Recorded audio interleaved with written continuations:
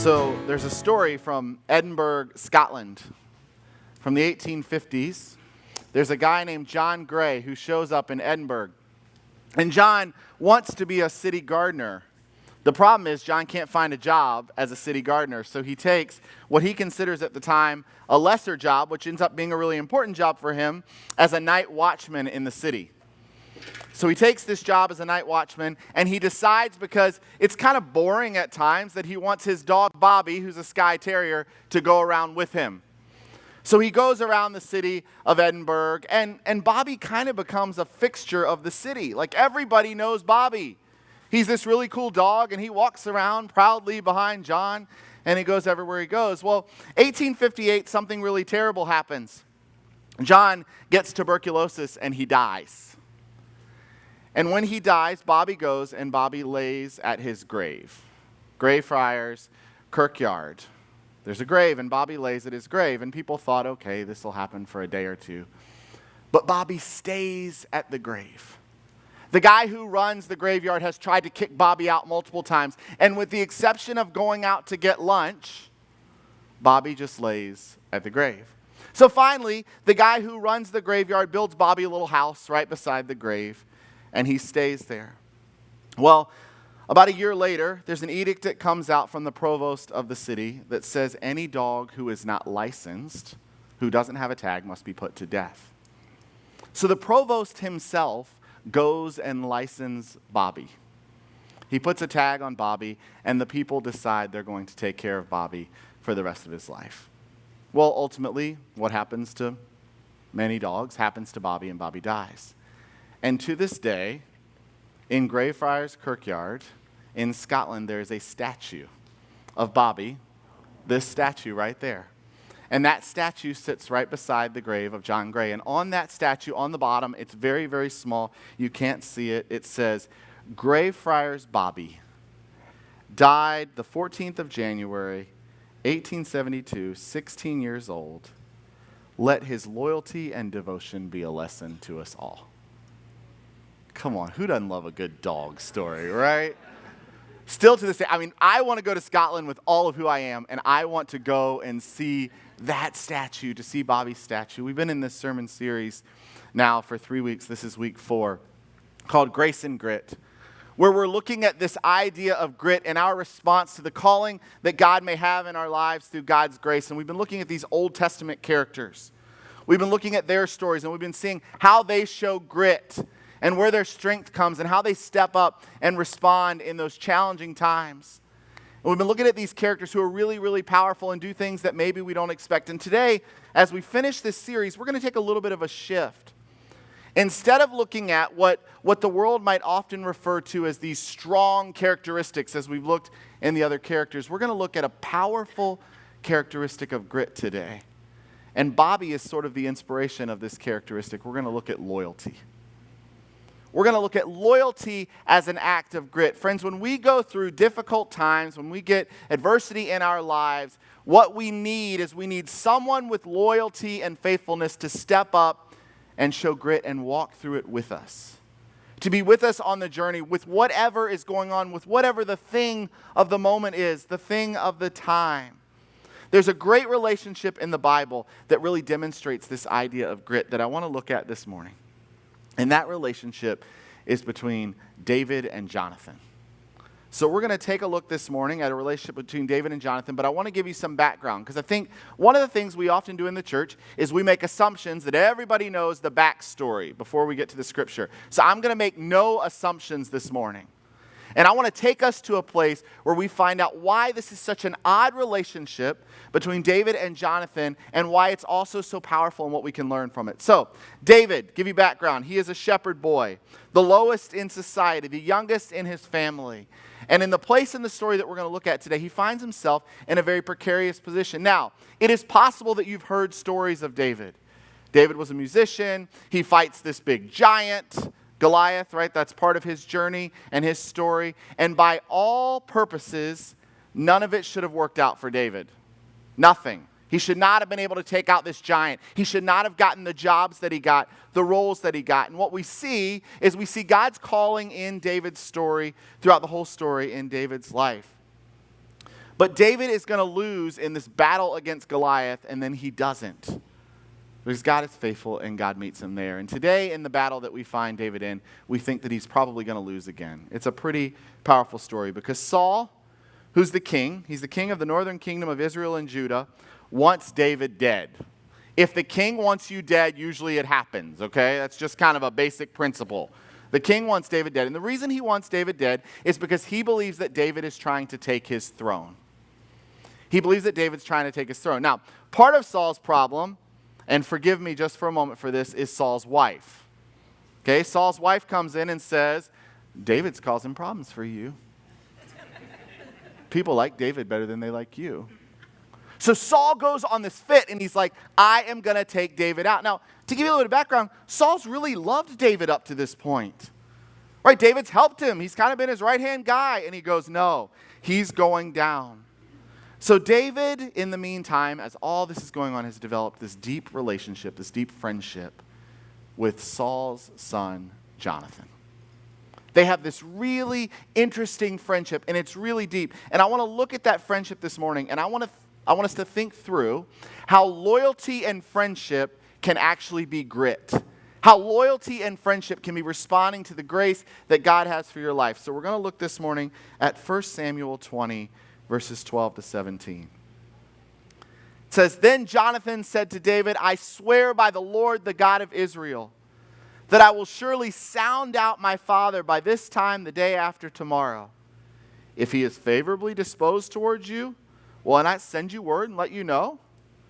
But if my father intends to harm you, may the Lord deal with Jonathan, be it ever so severely, if I do not let you know, and send you away in peace. May the Lord be with you as he has been with my father. But show me unfailing kindness, like the Lord's kindness as long as I live, so that I may not be killed. And do not ever cut off your kindness from my family, not even when the Lord has cut off every one of David's enemies from the face of the earth. So Jonathan made a covenant with the house of David, saying, May the Lord call David's enemies to account. And Jonathan had David reaffirm his oath out of love for him, because he loved him as he loved himself. Y'all, this is a crazy story. These Old Testament stories we've been looking at are nuts. This is another crazy story. Y'all are like, oh yeah, this is crazy. No, this is a crazy story. What happens in this story is absolutely insane. And I believe there are some keys that we can learn from this story this morning that we can take away in our own lives, in our own relationships. Here's the first key. Loyalty is key. Loyalty matters. Think about this for a second. Jonathan is the king's son. Do you realize how odd this is? Jonathan is the king's son. Maybe he'll be the next heir to the throne. Maybe he's the next one in line. But instead, he cares so deeply about David that this happens. I want to read you verse 12 again. It says, Then Jonathan said to David, I swear by the Lord, the God of Israel, that I will surely sound out my father by this time the day after tomorrow. If he is favorably disposed towards you, will I not send you word and let you know? Jonathan begins by declaring loyalty to David. He says, I am with you, and I will do whatever it takes to protect you. Now, here's the truth. The truth of this story is he's not only loyal to David, but do you know who else Jonathan's loyal to? He's loyal to God. And he sees that there is a higher purpose and a higher calling for David's life, and he goes, I don't want to get in the way of that. But make no mistake, friends, it is simply because of the relationship that they have built, the relationship that they have developed, the importance of the time that they have spent together, that Jonathan is willing to come and put himself on the line for David. Times here are very dangerous. The only way that they can trust each other is if they know that they will be loyal to one another. David trusts Jonathan's going to live out his end of the covenant, and in return, Jonathan trusts that by taking this very risky move, David is going to live out his end. Look, guys, Saul is not in a good place right now as the king. He is not in a great mental state. If he finds out that his son Jonathan has betrayed him, what do you think he's going to do? Things will not be good for Jonathan. This is not going to go over well. If he finds out that David and Jonathan are working together, he will take them both out. Because at this point in Saul's journey, being king and power are the number one goal, not preserving his family. So it's very, very dangerous to do that. Now, Jonathan appeals in this story to what the Hebrew Bible calls hesed. You can go and say that word, and then you'll be really fancy, right? You can go to work tomorrow and be like, hesed, right? Hesed. Hesed means deep loyalty, deep friendship. It means faithfulness. Loyalty to others requires trust, honesty, willingness to put the other above self. You know, it's funny, when people talk about dogs, they never say this about cats, by the way. But when people talk about dogs, they talk about them as loyal companions, right? We have been on a trip for the last week, and people who came to our house said, oh, your dog is really subdued, which if you've ever met my dog, that is not a possible thing for him. And we got home yesterday, and he just went nuts. And he was so excited to see us. And I knew, driving home, that was going to be my reality, was that I was going to get to see that dog, and he was going to be there. He is so loyal and so faithful. So we say that about dogs, just like Bobby in the beginning of the story. But doesn't it make you want to be like a dog? Seriously, doesn't it make you want somebody to say, that person is such a loyal friend? That person is so faithful to me. When I went through this thing, they were loyal. When I went through this, they were loyal. Don't you want to be remembered for that? Don't you want to be part of someone's story because of your loyalty? So that's the first key. Here's the second one. Reciprocity is key. Reciprocity in relationship, in my opinion, is always key. Grit and grace are not one-way streets. God has given us grace. And God has given this calling to Jonathan to take care of David. The calling is bigger than simply their friendship. The calling is for David to lead the people of Judah. And Jonathan hears this. And he knows this. And he responds to this. And he wants to do something about this. But make no mistake, did you notice in the text that Jonathan asked for something in return? He didn't simply say, I'm going to do all this for you and this is going to be great. Because relationship has reciprocity. It's out of his relationship with David that he trusts for this thing to happen. Think about this for a second. The best relationships you have in life are relationships where you do things for others and they do things for you. Is that right? The worst relationships you have are the ones where you give, and people take. And the scripture doesn't say that that's a great example of a relationship. The scripture lays out very clearly the importance of this reciprocity. Now, here's the interesting thing. The interesting thing is, I think this also gives us an example for a relationship with God.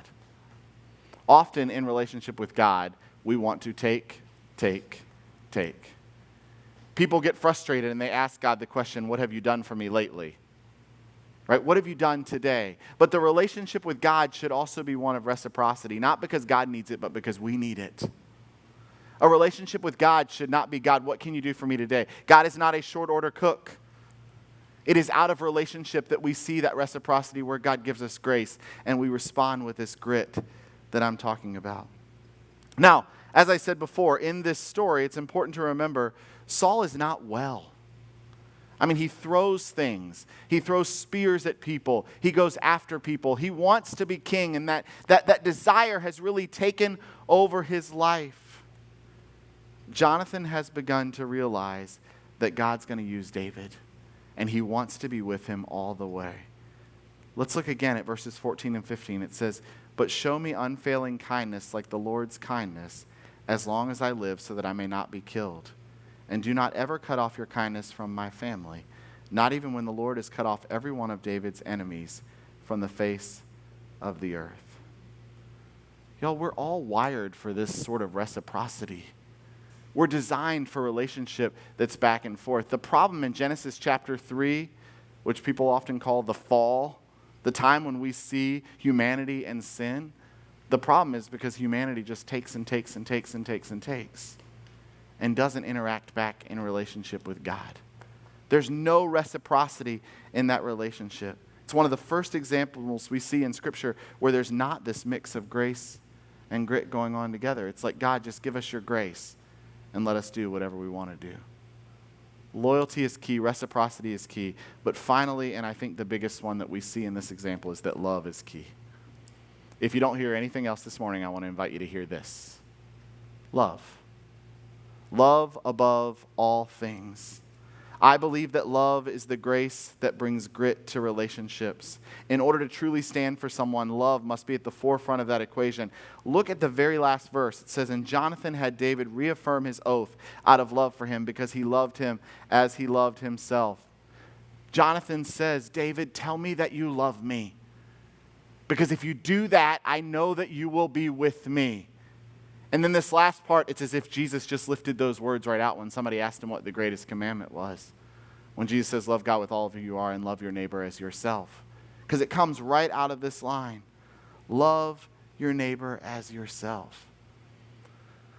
The reason we like that story of Bobby is because Bobby so clearly loved John. He so deeply, deeply loved him. In a way that we all, I believe, desire to be loved. Doesn't everybody want to be loved? I think one of the challenges in our society and in our culture today is that we often want to be loved. We often don't receive that love. And as a result, we sort of close ourselves off to that love. We put up walls and barriers around us and say that we couldn't possibly be loved that way, so why would we put ourselves out there? That reciprocity in love doesn't happen, and that doesn't happen in relationships. So we hear the stories of dogs and we say, yeah, that's really nice, but that's a dog. But I think the Bible shows us that we were designed and wired to love and to be loved, to have that reciprocity in that relationship. Now, I want to affirm a reality about this story. And it really sets something against a lot of our societal norms right now. I don't know if you noticed, but David and Jonathan are two men. And they're men who have a deep friendship, who care for one another. And I'll be honest, often men put up boundaries so that doesn't happen. And we say, we can't because we're men, right? We're strong.